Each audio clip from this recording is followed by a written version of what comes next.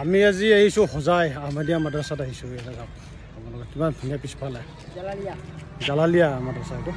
এই মোৰ লগত এইটো মোৰ লগত এজন চাচা আছে আমাৰ। নাই নাই হেৰি হৈছে হেৰি আচলৰ টাইম পৰিছে। আচলৰ টাইম হোৱা নাই নহয়, 2:55 হৈছে। কিয় হ'ব?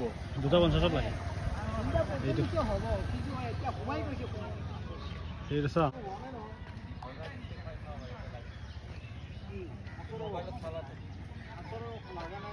লাগিছে লাগিছে লাগিছে নেটত মাৰিছা না গম পাই যাব।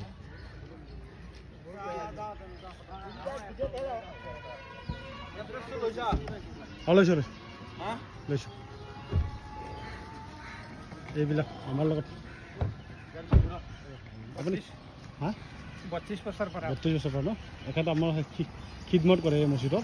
খাদিম হয় তেখেত। আপোনাৰ নামটো? আকবৰ আলী। আকবৰ হ'ল ন। তেখেতক আমি লগ পালে তেখেত বহুত মৰমীয়াল মানুহ কিন্তু আমাৰ ৰাস্তা ঘাট বাটাই দিছে ৰাস্তা ঘাট গোটেইখিনি দেখাই দিছে আমাক আৰু লগতে পেচাব কৰা সেইবিলাক কৰি দিছে। এতিয়া কি আছে ইয়াতে মাদ্ৰাছা আৰু কি আছে ইয়াতে? নাই এখন খালি মাদ্ৰাছাই আছে, বহুত হেৰি আছে। কিমান মানুহ আছে? ছেকশ্যন বহুত আছে আৰু ছাত্ৰটো এনে 1500 মান হ'ব আৰু 1500। ইয়াত মৌলানা হয়, ইংলিছো পঢ়া হয়, হাফিজি পঢ়া হয়। সেইফালে হাফিজি আছে, সেই বিধি হয়। কোনে বনাইছে? হাফিজি নাই তোমাৰ গোটেই ৰাইজে বনাইছে, কুমুঠে বনাইছে। ধুনীয়া বনাইছে দেই, ইমান ধুনীয়া।